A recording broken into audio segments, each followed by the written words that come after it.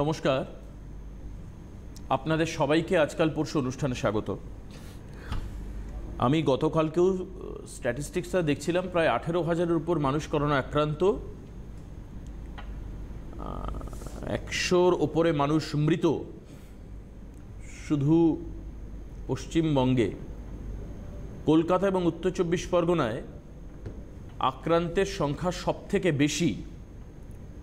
তো ঠিক আপনাদের যেরকম এই খবরটা বলছি এখন, ঠিক তেমনিভাবে কিছুক্ষণ আগে আমাদের এই অনুষ্ঠানের গেস্ট আসার সময় আমি এই কথাগুলো বললাম ওনাকে। তিনি বললেন যে দেবাশিস, এর পাশাপাশি দেখো, তুমি এটা বলছো না কেন যে গতকাল 17,500 মতো মানুষ তারা সুস্থ হয়ে বাড়ি ফিরে গেছেন। আমি বললাম থ্যাংক ইউ, এই জন্যই আপনাদের মতো মানুষের সঙ্গ প্রয়োজন, কারণ আমরা কন্টিনিউ ডিভাস্টেটিং পিকচারটা দেখানোর চেষ্টা করি। আমরা কামব্যাক এর ছবি কম মনে করি, মাথাতেও কম আনি। তো অ্যাকচুয়ালি নেগেটিভ সিচুয়েশনে বাঁচতে গেলে আমাদের পজিটিভিটিকে খুঁজতে হয়, পজিটিভ ভাইবস, অ্যাস্ট্রোলজিতে ঊর্জা, এগুলোকে খুঁজতে হয়। যারা এই রসদ সন্ধান দিতে পারবেন, তিনি তার যে নামের পাশে বকলমে ডাকসাইটে লেখা বিখ্যাত সারা ভারতবর্ষের প্রখ্যাত অ্যাস্ট্রোলজার, সেটা না লেখা থাকলেও চলবে। তাকে মানুষের মনের মানুষ হতে হবে, পরিবারের মানুষ হতে হবে, তাকে ফ্যামিলি মেম্বার হতে হবে। এটা আমার বিলিভ। যিনি বিপদের সময় আপনার পাশে দাঁড়াবেন এবং আপনাকে সুদিনের সন্ধান দেবেন, তিনি হচ্ছেন আসল মানুষ। তো সেরকমই একজন মানুষ রয়েছেন যিনি, তার বক্তব্যে পজিটিভিটি আছে প্রচুর। কারণ সত্যিই তো, যে সংখ্যক মানুষ আক্রান্ত হচ্ছেন, প্রায় সমসংখ্যক মানুষ তারা সুস্থ হয়ে বাড়ি ফিরে আসছেন। অ্যাক্টিভ কেসেস এর কারণে যেন কমবে, আগামী দিনে রিকভারি রেট বাড়বে, এই কথাগুলো তো আমরা সবাই ভাবি না। যিনি ভাবেন এবং মানুষকে উদ্বুদ্ধ করেন, তিনি সজল কান্তি ভট্টাচার্য আমাদের সঙ্গে এই অনুষ্ঠানে উপস্থিত রয়েছেন। আমি সজল দা আজকের অনুষ্ঠানে স্বাগত জানাই। এবং স্পিরিচুয়ালিটি, আধ্যাত্মিকতা কী করে মানুষকে বাঁচাতে পারে, কী করে মানুষের মধ্যে পজিটিভ ঊর্জাকে নিয়ে আসতে পারে, সেই বিষয়ে জানতে চাইবো সজলদার কাছ থেকে। সজলদা, স্বাগত আজকের অনুষ্ঠানে, আপনার থেকে জানবো এই সমস্ত বিষয়ে। প্রথমেই হচ্ছে আমাদের তো, যেটা আমি গতদিনকেও বলেছিলাম, কিভাবে এই মহামারী তার থাবা বিস্তার করছে। কিন্তু এর মধ্যেও আমাদের যেহেতু প্ল্যানেটারি কম্বিনেশনে রবিটা তুঙ্গস্থ হয়ে বসে আছে, বৈশাখ মাস চলছে এবং জ্যৈষ্ঠ মাসে রবি যখন শিফট করবে, ওখানেও গিয়েও রবি একটু লেস পাওয়ারফুল হলেও রবি কিন্তু বেশ পাওয়ারফুলই থাকবে। সুতরাং এই কনটেক্সটে রবি যখন ট্রানজিটে বৈশাখ মাস থেকে, অর্থাৎ মেষ রাশি থেকে যখন বৃষ রাশিতে ঢুকবে, তখন রাহুর ওপরে গিয়ে পড়বে। রাহু বৃষ রাশিতে বসে আছে, তখন রবির ফুল এফেক্টটা রাহু, মঙ্গল এবং শনি সমস্ত সম্মিলিতভাবে এই মহামারীর প্রকোপটাকে প্রচণ্ডভাবে বাড়িয়ে দিয়েছে। এবং বৃহস্পতিটা শনির সঙ্গে কনজাংশন ছিল, সেটাও শিফট হয়ে গেছে। সুতরাং রবি ট্রানজিটে রাহুর সঙ্গে গিয়ে পাঞ্চ হলেই, রবি তো আরোগ্য কারক প্ল্যানেট, হিলিং প্ল্যানেট, তো রবি ওখানে গিয়ে রাহুর সঙ্গে কনজাংশন হলেই জ্যৈষ্ঠ মাসে, অর্থাৎ 15 তারিখে 15 এপ্রিল ও রবি শিফট হয়ে চলে যাবে। গেলে রাহুর যে এটাকে ব্যাড এফেক্টটাকে টু সাম এক্সটেন্ট রবি কিন্তু স্তিমিত করবে। রবি তার দিয়ে তিনি আরোগ্যকারক প্ল্যানেট, কারণ রবির সৌজন্যেই এই সৃষ্টি প্রবাহ, সৃষ্টি জগৎ বেঁচে রয়েছে। সুতরাং রাহু মঙ্গলকে দেখছে, মঙ্গল শনিকে দেখছে। সুতরাং এই রাহু মঙ্গল শনির যেই এক্সিস, এটাকে নিউট্রালাইজ করবে টু এ গ্রেটার এক্সটেন্ট সান যখন ট্রানজিটে জ্যৈষ্ঠ মাসে ঢুকবে 15 এপ্রিলের পরে বৃষ রাশিতে। এনিওয়ে, সুতরাং আমরা আশার বাণী শুনতে পাচ্ছি আর কি। কেউ আছে? বেশ, আমরা আশার বাণী শোনাবো। আগামী দিনে আরও মানুষ নিশ্চিতভাবে মানব সভ্যতারই জয় হবে, এটা আমার বিশ্বাস। কে রয়েছেন ফোনে, কথা বলবো। হ্যালো, নমস্কার আপনাদের দুজনকে। নমস্কার আপনাকে দিদি ভাই, স্বাগত। কে বলছেন আপনি? হ্যাঁ, আমি ত্রিবেণী থেকে বলছি। আমি একটু আমার জামাই সম্বন্ধে জানতে চাই। আপনার জামাইয়ের সম্পর্কে জানবেন? হ্যাঁ হ্যাঁ। আপনার কেমন লাগছে অনুষ্ঠান দেখতে? ভীষণ ভালো। সজদার কাছে আমার বোন গেছে, ভাই গেছে, খুব ভালো উপকার পেয়েছে, বা খুবই ভালো সজলদার। এমনকি এই রাজ্য রাজনীতি নিয়ে যেটা বলেছে, ইউটিউব আমি থাকার প্রোগ্রামগুলো প্রত্যেকটা শুনি, সত্যি কথা খুব ভালো লাগে, খুব ভালো লাগে, ভীষণ ভালো লাগে, বলে বোঝাতে পারবো না। আচ্ছা আচ্ছা আচ্ছা আচ্ছা, ভীষণ ভালো। Okay, right, thank you very much দিদি ভাই, থ্যাংক ইউ ভেরি মাচ। আপনাদের দেখুন কি বলুন তো, একজন মানুষ যদি কন্টিনিউ অনুষ্ঠান দেখেন না কারোর, তাহলেই তিনি বুঝতে পারবেন তিনি কেমন ধরনের মানুষ এবং তার প্রেডিকশনটা বুঝতেও সুবিধা হবে। আমি কোনোদিন মিস করলেও আমি কিন্তু ইউটিউবে দেখি। একদম একদম, হঠাৎ করে টিভি চালিয়ে প্রোগ্রাম দেখে আমি সবকিছু বুঝে নিলাম বা গেলাম। আমি ভীষণ ভালোবাসি। Okay, sure, thank you. আজকে আপনার জামাইয়ের date of birth 26 August 1973। 26/8/1973। Time বলুন। সকাল 9:30। সকাল 9:30। জন্মস্থান বলুন। হাওড়া। আচ্ছা, ওকে, একটু ওয়েট করুন। হ্যাঁ, নিশ্চয়ই। কটা বললো জন্ম টাইমটা? জন্ম টাইম হচ্ছে 9:30 সকালবেলা। হ্যাঁ, সকাল। একটু দাঁড়ান।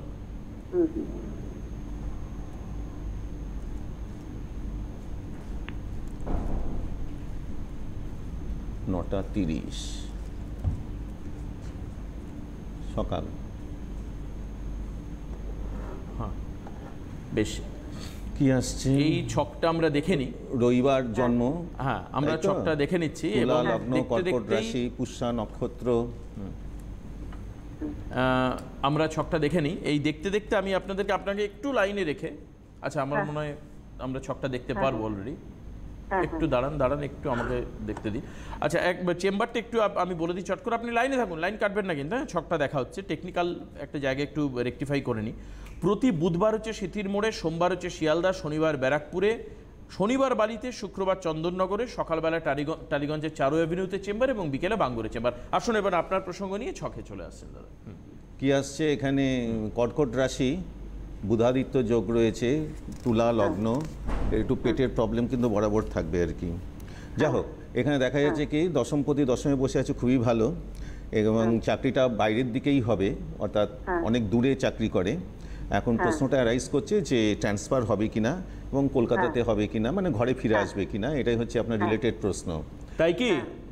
হ্যাঁ, নিশ্চয়ই। এটাই আপনার প্রশ্ন ছিল? এটাই জন্যই প্রশ্ন। এটাই দাদা বলেছেন, একদম এটাই হচ্ছে খেলা।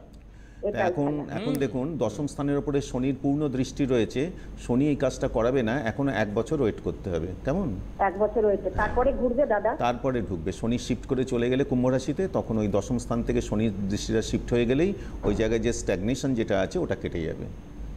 ঠিক আছে, সবাই ভালো থাকবে। ওখানে যা পরিস্থিতি এখন চিন্তা হচ্ছে, সব জায়গায় পরিস্থিতি খারাপ। সব জায়গায় ভালো। দিল্লির পরিস্থিতি। কোথায় থাকে আপনার জামাই? দিল্লিতে থাকে। ওই জন্য খুব চিন্তার মধ্যে রয়েছি, ভীষণ চিন্তার মধ্যে রয়েছি। রিয়েলি খুব ভীষণ চিন্তার মধ্যে। ওই জন্য দাদা, আমি জানি দাদা আমাকে ভরসা দিতে পারবেন। ওই জন্য দাদাকে আমি ফোন করা আমার একটাই কারণ। কিন্তু সেটা তো এখনো 1 বছরের ব্যাপার, যেটা দাদা বললেন। আপনার যদি আরো অতিরিক্ত সব ভালো থাকবে দাদা, আপনার যদি প্রোটেকশন অতিরিক্ত দরকার, আমার মনে হয় একটু অনলাইনে কথা বলুন বা ফোনে একটু কথা বলে নিন। বিস্তারিত একটু জেনে নিন। তো যা হোক, আমরা আসছি মানে এই ভয়ঙ্কর অবস্থার মধ্যে কি করে আশার বাণী শোনানো যায় এবং আশার বাণীটা কবে থেকে হতে পারে প্ল্যানেটারি কম্বিনেশন দিয়ে আমি সেটাকে বলতে হবে, প্রামাণ্য দলিল ছাড়া তো বলা যায় না। তাহলে রবির ট্রানজিটটা বিশ্বরাশিতে কিন্তু অনেকটা কিন্তু এই জিনিসটা যে চলছে এখান থেকে কিন্তু অনেকটা বাঁচাবে। কিন্তু পরবর্তীকালে মঙ্গল যখন কর্কট রাশিতে নামবে, সঙ্গে সঙ্গে কিন্তু আরও কিন্তু প্রাবল্য দেখা দেবে। সুতরাং এই আপস অ্যান্ড ডাউনস চলবে টিল সেপ্টেম্বর 2021 পর্যন্ত। সুতরাং we should be on high alert. মানে সতর্কতা না মেনটেন করাটাই বেশি, মাস্ক পরা বা আগের থেকেই সতর্ক হওয়া। মানুষ অনেক সতর্ক হয়েও গেছে। সুতরাং এটাই হচ্ছে একমাত্র রেমেডি। এছাড়াও আমাদের শাস্ত্র অনুযায়ী এই সময়টা মহামৃত্যুঞ্জয় মন্ত্র জপ, এটা কিন্তু খুব এসেনশিয়াল। বিশেষত মহামৃত্যুঞ্জয় বীজ যেটা, সেটাও কিন্তু জপ করাটা কিন্তু ভাইব্রেশন, মন্ত্র মানেই হচ্ছে ভাইব্রেশন, এবং ভাইব্রেশনের ফলে কিন্তু ইট উইল ডিসপেল দ্য ডার্কনেস, অন্ধকারটাকে অনেক অংশেই কিন্তু দূরীভূত করা যায়। আমরা যে মহাপুরুষদের জীবনী নিয়ে যে কনস্ট্যান্ট আলোচনা করে যাচ্ছি, অর্থাৎ এই ভয়ঙ্কর অবস্থার মধ্যে যেখানে মানুষের মৃত্যুর মিছিল লেগে রয়েছে, সুতরাং এই স্পিরিচুয়ালিটি, এই আধ্যাত্মিক জগতের কিন্তু প্রলেপটা কিন্তু খুব দরকার। অর্থাৎ মৃত্যুম বা অমৃতং গমায়, অর্থাৎ মৃত্যুর থেকে অমৃতের পথে আমরা যেতে পারি। তমসমা জ্যোতির গমেয়, এই ঘোর অন্ধকার থেকে আমরা জ্যোতির পথে কিন্তু আমাদের উত্তরণ ঘটতে পারে। কখন হতে পারে? যখন আমরা কিন্তু মহাপুরুষদের জীবনবেদ নিয়ে যখন আলোচনা করব, হ্যাঁ, তাদের দর্শন স্পর্শন, তারাও তো এই পৃথিবীতে ছিলেন, তাদের প্রচুর সন্তানতি এবং শিষ্যরা এই পৃথিবীতে বিরাজ করছেন, তাদের সেফগার্ডের জন্য তাদের তপস্যার ফল আমাদের সাধারণ মানুষের মধ্যে বিতরণ করে দিচ্ছেন। সুতরাং আমরা এক একজন করে মহাপুরুষের জীবনবেদ নিয়ে কিন্তু আলোচনা করছি। আজকে আমি যে মহাপুরুষের জীবন নিয়ে আলোচনা করব তার নাম হচ্ছে সন্তদাস বাবাজি। ইনিও কিন্তু 108 সন্তদাস বাবাজি কাঠিয়া বাবাজির শিষ্য ছিলেন, অর্থাৎ রামদাস কাঠিয়া বাবাজি সম্বন্ধে যে আলোচনা করেছিলেন তিনি ছিলেন তার প্রধান শিষ্য। রামদাস কাঠিয়া বাবার অবর্তমানে ইনি তার সংঘের প্রধান হন। সন্তদাস বাবাজি ইনি ছিলেন তৎকালীন দিনে হাইকোর্টের উকিল, হাইকোর্টের ওকালতি করতেন। সেই ওকালতি ছেড়ে দিয়ে কিন্তু গুরুর পাদপদ্মে বসে তিনি কিন্তু সিদ্ধি লাভ করেন এবং পরবর্তীকালে ব্রজবিদেহী এই সমস্ত সন্তদের ইনি একদম টপে ওঠেন। আজও তার প্রচুর শিষ্য সন্ততি কিন্তু ভারতবর্ষের বুকে বিরাজ করছেন এবং পৃথিবীর বুকেই বিরাজ করছেন। হাইকোর্টের উকিল, একজন লয়ার, কিভাবে একজন সিদ্ধ মহাপুরুষে কনভার্ট হলো, এই জীবনচরিত কিন্তু অতি দীর্ঘ। সুতরাং সংক্ষেপে বলা যায় যে যার প্রারব্ধ ক্ষীণ হয়ে এসছে এবং সদ্গুরুর আশীর্বাদ প্রাপ্ত হচ্ছে, সে যে প্রফেশনেই থাকুক না কেন সেখান থেকেই কিন্তু তার কিন্তু জীবনের উত্তরণ ঘটে যাবে, আধ্যাত্মিক জগতে কিন্তু উত্তরণ ঘটে যাবে। সন্তদাস বাবাজি ইনি হাইকোর্টের, আমরা আগেই বলেছি, হাইকোর্টের লয়ার ছিলেন এবং ওইখান থেকে এক বন্ধুর পাল্লায় পড়ে এই রামদাস কাঠি বাবার কাছে একদিন গিয়ে হাজির হন এবং হাজির হওয়ার সঙ্গে সঙ্গেই রতনে রতন চেনে, সঙ্গে সঙ্গেই কিন্তু তার কিন্তু ট্রান্সফরমেশন শুরু হয়ে যায়। তিনি ওকালতি ছেড়ে দেন, ছেড়ে দিয়ে গুরুর পাদপদ্মে বসে কিন্তু আধ্যাত্মিক জীবনচর্যা করতে করতে কিন্তু চরম সীমায় অর্থাৎ সিদ্ধিলাভ ঘটে যায়। সুতরাং এই সিদ্ধি লাভের পরে সন্তদাস বাবাজি কিন্তু রামদাস কাঠি বাবার সম্প্রদায়ের, নিম্বার্ক সম্প্রদায়ের প্রধান শিষ্যরূপে পরিগণিত হন এবং তার যে যোগবিভূতি দ্বারা তিনি কিন্তু আধ্যাত্মিক জীবনের কিন্তু চরম বিন্দুতে কিন্তু উপনীত হয়েছিলেন। এই যে কুম্ভমেলা চলছে, কয়েকটা কুম্ভমেলাতে সন্তদাস বাবাজি কিন্তু একদম টোটাল লিডিং রোলে ছিলেন, অর্থাৎ সমস্ত সাধু সন্তদের মধ্যে ইনি মহারাজ বলে কিন্তু পরিগণিত হতেন। আমি আবারও আরেকজনের ফোন নেব, তারপর অবশ্যই আমরা আলোচনায় থাকবো। স্বামী সন্তদাস বাবাজি নিয়ে আমরা আলোচনা করছি, তার জীবনাদর্শ মানুষকে কতটা আরও বেশি এনকারেজ করবে সেটাই হচ্ছে আমাদের এখন দেখার। এই বিষয়ের দিকে আমাদের নজর থাকবে, কিন্তু অবশ্যই কে রয়েছেন ফোনে। হ্যালো। হ্যাঁ নমস্কার। হ্যাঁ নমস্কার, বলুন। আমি বর্ধমান থেকে বলছি, সুভাষ চন্দ্র কর। আমি আমার মেয়ের সম্বন্ধে জানতে চাই। সুভাষ চন্দ্র কর, মেয়ের সম্পর্কে জানবেন, বলুন। মেয়ের জন্ম তারিখ বলুন। আচ্ছা, 27/9/1997। 27/9/97। টাইম বলুন। টাইম হচ্ছে 7:45 সন্ধ্যেবেলা। 4:45 সন্ধ্যেবেলা। 7:45। সরি 7:45 সন্ধ্যেবেলা। আপনি জন্মস্থান বলুন। মুর্শিদাবাদ। দাদার প্রোগ্রাম ভালো লাগে তো? হ্যাঁ ভালো লাগে, অবশ্যই ভালো লাগে। ওকে। শনিবার জন্ম, ঠিক আছে? হ্যাঁ হ্যাঁ। মেষ লগ্ন, কর্কট রাশি, অশ্লেষা নক্ষত্র। যাক, প্রশ্নটা একবার এডুকেশনটা দেখে নেওয়া যাক। আচ্ছা, এডুকেশনটা ভালোই রয়েছে। এর হচ্ছে মাস্টার ডিগ্রি পর্যন্ত এডুকেশন করার যোগ রয়েছে। 9th লর্ড বৃহস্পতি বসে আছে দশমে, সুতরাং উচ্চশিক্ষার যোগটা কিন্তু এই ছকে প্রবল রয়েছে। শুক্র সক্ষেত্রগত রয়েছে। মঙ্গল যদিও অষ্টমে বসে আছে, মঙ্গল সক্ষেত্রগত। মঙ্গল সক্ষেত্রগত থাকার জন্য কি হলো, যে মাঙ্গলিক দোষ থাকা সত্ত্বেও কিন্তু তার ইন্টেন্সিটি, তীব্রতা কিন্তু কম, এবং সপ্তমে শুক্র থাকার জন্য, সপ্তমপতি শুক্র থাকার জন্য এর বিয়েটাও কিন্তু ভালো হচ্ছে। আর কি রয়েছে, কেরিয়ারের ব্যাপারটা, দশমে বৃহস্পতি বসে আছে। কি বিয়ের যোগ আছে, এবং কেরিয়ারের ব্যাপার হচ্ছে দশমপতি শনি দ্বাদশে বসে থাকার জন্য এর কিন্তু কেরিয়ারের ব্যাপারটা কিন্তু জন্মস্থান থেকে অনেক দূরে হবে, এবং বৃহস্পতি ওখানে থাকার জন্য সেটা ভালোই হবে, কিন্তু ঘরের কাছে চাকরি হচ্ছে না, জন্মস্থান থেকে দূরে হবে। সুতরাং বিয়ে এবং চাকরি দুটোই ঠিক আছে, তবে নট নাও, কারণ এখন সপ্তম স্থানে কিন্তু শনির পূর্ণ দৃষ্টি পড়ছে। শনি মকর থেকে দশম দৃষ্টিতে ওর সপ্তম স্থানটাকে দেখছে, যেখানে সপ্তমপতি শুক্র বসে আছে। শনি বিবাহের বিলম্ব করাবে, সুতরাং শনি ওখান থেকে ট্রানজিটে বেরিয়ে যাওয়ার পরে কিন্তু এর পুরো বিয়ের যোগটা কিন্তু ম্যাচিওর করবে, অর্থাৎ সামনের বছরে বৈশাখ জ্যৈষ্ঠ মাস থেকেই এর কিন্তু পুরো বিয়ের যোগটা কিন্তু শুরু হতে হবে। এখন একটা বছর চুপচাপই থাকতে হবে, কেমন? আচ্ছা ঠিক আছে স্যার, ওকে, ঠিক আছে, অনেক ধন্যবাদ আপনাকে, নমস্কার। Thank you very much. Booking number বলে দিন 9830356463। এই নাম্বারে আপনাকে ফোন করতে হবে। দেখুন, দ্বিতীয় যে হেল্পলাইন নাম্বার রয়েছে 8910746933, এই নাম্বারে আপনাকে ফোন করতে হবে বুকিংয়ের জন্য, or any queries if you have, any kind of question if you have. তবে হ্যাঁ, একটা জিনিস মাথায় রাখবেন যে এর মাধ্যমে কিন্তু আপনাকে ভাগ্য বলে দেওয়া হবে না। তার মানে any kind of question, that means এটা নয় যে আমার বিয়ে হবে কিনা, চাকরি হবে কিনা বা ইত্যাদি হবে কিনা এগুলো জিজ্ঞেস করবেন। এটা বুকিং নাম্বার, বুকিং করে আপনি অনলাইনে জিজ্ঞেস করতে পারেন। নেক্সট হচ্ছে 7595852100, এই নাম্বারগুলোতে আপনি ফোন করবেন।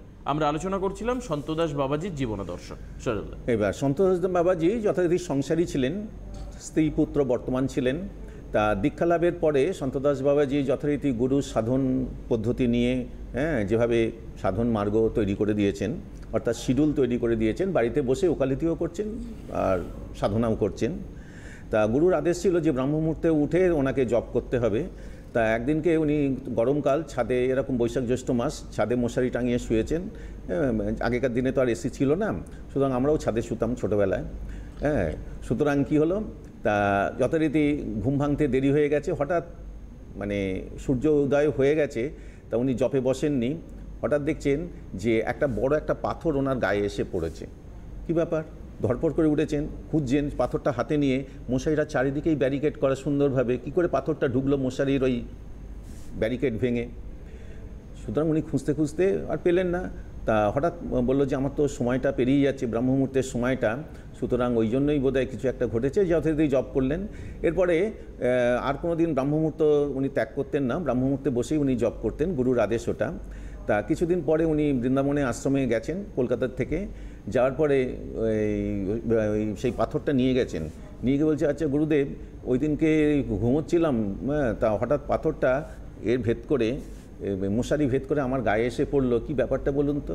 বলছে ওটা তো আমি ছুঁড়েছি। তা বুঝতে পারলেন যে চারিদিকে ব্যারিকেড রয়েছে, পাথরটা বৃন্দাবন থেকে ছুঁড়ে কলকাতায় এসে পৌঁছে গেছে এবং মশারি ভেদ করে আমার গায়ে লেগেছে। মানে শিষ্য শুয়ে রয়েছে, সে মানে আদর্শ সময়টা বেরিয়ে যাচ্ছে, মানে আদর্শ আচরণবিধির মতন শিষ্য করছে, মানে বিলাসবহুল, মানে বিলাসিতা করছে, যে গুরু আদেশ লঙ্ঘন হচ্ছে।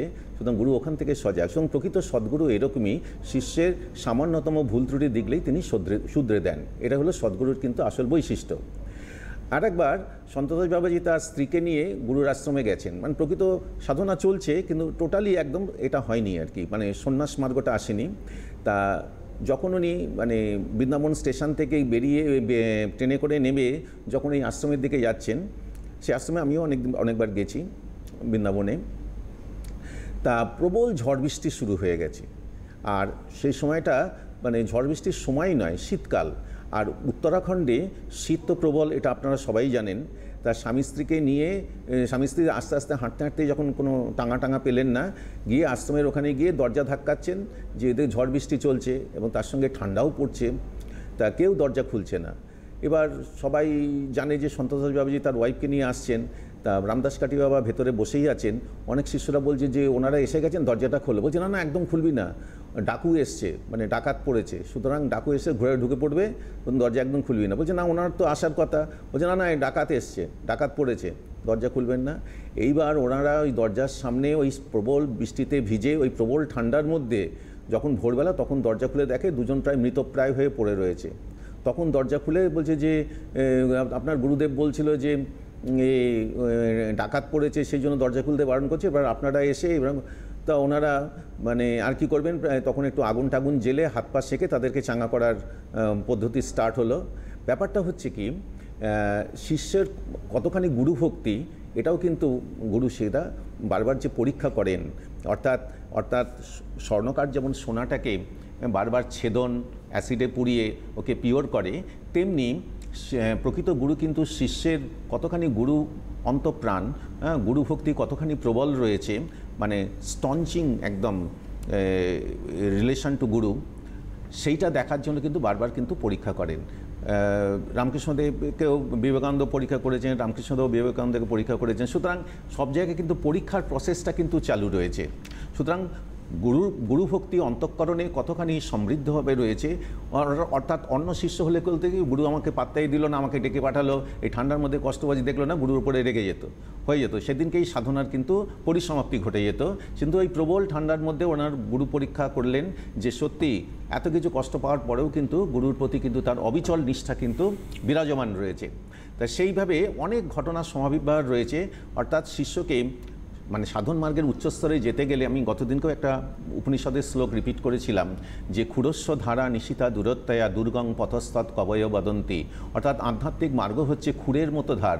শখের আধ্যাত্মিক মার্গে যাওয়ার কোনো উপায় নেই, যে আমার একটু স্পিরিচুয়ালিটি ভালো লাগে, সুতরাং সেই ব্যাপারটাই নেই এখানে। যেই প্রকৃত আধ্যাত্মিক মার্গে যখন মানুষ পদার্পণ করলো, শাস্ত্র বলছে সঙ্গে সঙ্গে কিন্তু ঝড়ঝঞ্ঝা শুরু হয়ে গেল, অর্থাৎ প্রবল ঝড়ঝঞ্ঝা নট দ্যাট যে আকাশ মেঘ করে কালো বৃষ্টি হচ্ছে, অর্থাৎ এই ধরনের প্রতিবন্ধকতা কিন্তু সঙ্গে সঙ্গেই শুরু হয়ে যাবে, প্রোভাইডেড যদি সে প্রকৃত আধ্যাত্মিক মার্গে যদি পদার্পণ করে, সঙ্গে সঙ্গেই কিন্তু চারিদিক থেকে কিন্তু সাংঘাতিকভাবে কিন্তু বিপদের ঝড়ঝঞ্ঝা কিন্তু শুরু হয়ে যাবে। যেমন আমরা যতই সমুদ্রের নিকটবর্তী হই, সমুদ্রের যেমন তর্জন গর্জন বা ঠান্ডা হাওয়া যেন আমরা যেমন অনুভব করতে পারি, তেমনি আধ্যাত্মিক জগতে যতই সে প্রাগ্রসর হবে, সঙ্গে সঙ্গেই কিন্তু ওই সমুদ্রের মতন তর্জন গর্জন, হ্যাঁ, ওই ধরনের ঝড়ঝঞ্ঝা কিন্তু তাকে ফেস করতে হবে। যদি সে ফেস না করে তাহলে ধরে নিতে হবে সে আদৌ সে পথে যাচ্ছে না, উল্টো পথে যাচ্ছে। অর্থাৎ ক্ষুরস ঋষির যে বিটেন ট্র্যাক প্রদর্শিত পথ, যে ক্ষুরস্ব ধারা নিশিতা দূরত্বয়া দুর্গম পথস্তৎ কবয় বদন্তি, অর্থাৎ ক্ষুরের মতো ধার, নিশিতা ঘন অন্ধকারময় এবং দূরত্বয়া মানে অতিক্রম করা কিন্তু দুঃসাধ্য। তবু একটা প্রসঙ্গে ঋষিরা বারবার বলেছেন এই যে যাত্রাপথ, এই যে যাত্রাপথটা দুঃসাধ্য হলেও কিন্তু অসাধ্য নয়, দুঃসাধ্য কিন্তু অসাধ্য নয়। সুতরাং এই যে মহাপুরুষের জীবন বেদ নিয়ে যে আমরা আলোচনা করছি, হ্যাঁ, এই যে পুণ্য শ্লোক প্রাতঃস্মরণীয় যে মহাপুরুষদের জীবন শোনা, তাদেরকে দেখা, হ্যাঁ, তাদের বাণী শোনা, তাদের কীর্তিকলাপ নিয়ে আলোচনা করা, সমস্ত কিছু কিন্তু তাদের আশীর্বাদ ছাড়া কিন্তু কখনোই সম্ভব নয়। তারা নিজেরা প্রকট হবে মনে করেছেন বলেই আমার মতন অধমের মাধ্যমের মধ্যে কিন্তু তারা কিন্তু প্রকটিত হচ্ছেন। সুতরাং এ বিষয়ে কিন্তু কারোরই কিন্তু অহংকার করার কিন্তু কোনো অবকাশ নেই। সুতরাং আধ্যাত্মিক জগৎটা পুরোপুরি হচ্ছে অহংকার শূন্য হয়েই কিন্তু কাজ করতে হয়। সেই জন্য অষ্টাবক্র সংহিতাতে মহর্ষি অষ্টাবক্র বারবার বলেছেন, অহংকার ইতি অহংমান মহাকৃষ্ণা হি দংশিত নাহংকার ইতি নাহং মান অমৃত পিতা সুখী ভব, অর্থাৎ যার মধ্যে অহংকার হয়ে এসে গেছে তাকে কিন্তু মহাকৃষ্ণাহি দংশিত, অর্থাৎ কালকেউটিতে তাকে ছোবল মেরেছে। সুতরাং নাহংকার ইতি নাহং মান, আমার মধ্যে বিন্দুমাত্র অহংকার নেই, আমার মধ্যে বিন্দুমাত্র অভিমান নেই, এই স্টেজে যখন সাধক পৌঁছায় তখন ঋষি বলছেন অমৃত পিতা সুখী ভব, তুমি অমৃত পানের যোগ্য হয়েছ এবং সেই অমৃত পান করে তুমি সুখী হও। সুতরাং অহংকার করার এই জীবনে কোনো মতেই মানে আমাদের উচিত নয়।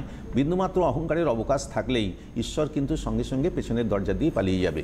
সুতরাং এইভাবে যে অহংকারকে বিনাশ করার জন্য সদ্গুরু শিষ্যদের প্রতি মনে হয় যেন অমানবিক আচরণ করছেন, কিন্তু এই অমানবিকতার মধ্যে দিয়েই কিন্তু তার জীবনের সঠিক দিশা তারা পান এবং আধ্যাত্মিক জগতের চরম শিখরে কিন্তু উত্তীর্ণ হতে পারেন। একদমই। আমি আরও আরেকবার যখন এই চরম মার্গে পৌঁছানোর কথা বলা হচ্ছে, আসলে আমরা ক্ষুদ্র মানুষ, আমাদের মধ্যে এতটা পবিত্রতা নেই, জ্ঞান মার্গে পৌঁছানোর মতো সেই জায়গাটা আমাদেরকে তৈরি করতে হবে এবং তার জন্য নিজেদের কৃচ্ছ সাধন করতে হবে।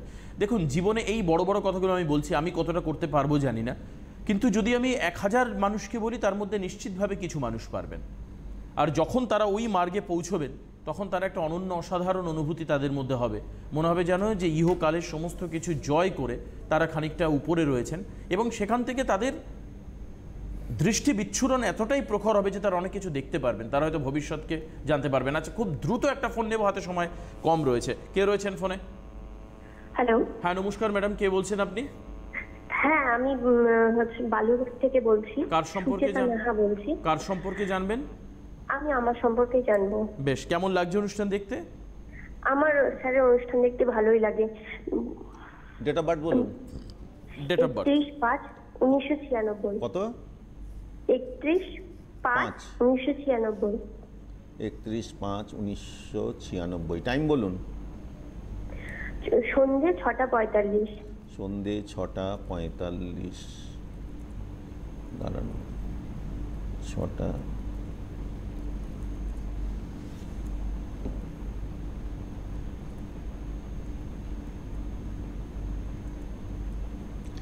PM, তাই তো? কোথায় জন্ম?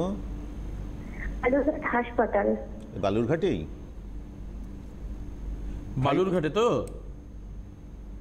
নেই মনে হয়, ফোনে হাতে সময় নেই। ফ্রাইডে জন্ম, বৃশ্চিক লগ্ন, তুলা রাশি, বিশাখা নক্ষত্র, এ হলো চার্টের বৈশিষ্ট্য। ইনি হচ্ছেন গ্র্যাজুয়েট হয়েছেন ভাষা নিয়ে পরীক্ষা, বাংলা ভাষাতেই বোধহয় গ্র্যাজুয়েট হবে। ভবিষ্যৎ কেরিয়ার নিয়ে জিজ্ঞাসা করছিল, এবং কোয়ালিফিকেশানটা যেহেতু স্তীমিত, সুতরাং এক্ষেত্রে বিশেষ কিছু প্রসপেক্ট নেই। সুতরাং এটাই হলো উপপাদ্য বিষয়। বেশ, আমরা তো শেয়ার করতে পারলাম না ওনার সঙ্গে। হ্যালো, উনি মনে হয় নেই। হ্যালো, আজকে এখানেই শেষ করতে হবে। সবাই ভালো থাকবেন, সুস্থ থাকবেন। পরবর্তী অনুষ্ঠানে আবার সজলদার সঙ্গে আমাদের দেখা হচ্ছে। আপনারা প্রতি মুহূর্তে আদর্শ জীবন যাপন করবার চেষ্টা করুন। যে কোনো জটিলতায় সজলদার যে হেল্পলাইন নাম্বার রয়েছে সেখানে ফোন করুন, সাহায্য নিন, এগিয়ে চলুন। নমস্কার সজলদাকে, নমস্কার সবাইকে।